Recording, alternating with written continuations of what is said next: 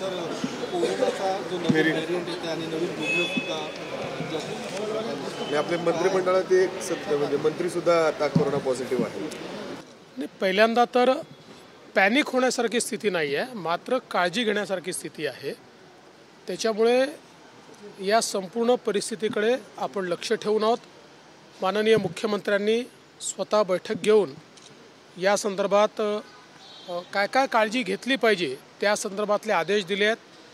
जी सुसज्जता असली पाहिजे त्याच्याकडे देखील आपण लक्ष ठेवून आहोत. आणि मला असं वाटतं की कुठल्याही परिस्थितीचा सामना करण्याकरता आपण तयार आहोत, पण आपण अपेक्षा करूया की फार या ठिकाणी त्याचा प्रादुर्भाव वाढणार नाही. सर नवीन वर्ष 31 डिसेंबर या सगळ्या पार्श्वभूमीवरती काय नवीन काही सूचना की काही आदेश? मला असं वाटतं की गेल्या काही वर्षांमध्ये लोकही शिकले आहेत, कारण शेवटी याच्यामध्ये सर्वाधिक त्रास हा लोकांनी जनतेने सहन केला आहे. त्यामुळे जनतेला आव्हान हेच असेल की आपला पूर्वानुभव हा लक्षात घेता आणि हा किती गतीने वाढतो आणि कसा बेमालूमपणे वाढतो हे आपण सगळ्यांनी अनुभवलं आहे.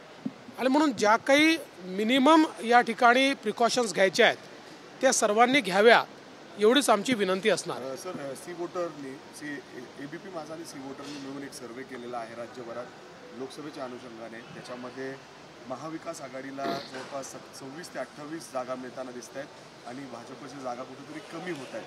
म्हणजे कसं बघता म्हणजे हा सर्वे तुम्ही? नाही, मी प्रत्येक सर्वेचा सन्मान करतो, पण ए वोटर असो, बी वोटर असो, सी वोटर असो, डी वोटर असो, ई वोटर असो का झेड वोटर असो, हे लक्षात ठेवा, फक्त मोदीजींची हवा आहे. जनतेने ठरवून टाकलेलं आहे मोदीजींनाच वोट द्यायचे. त्यामुळे लोकसभेमध्ये आम्ही 40च्या पार जाणार म्हणजे जाणारच.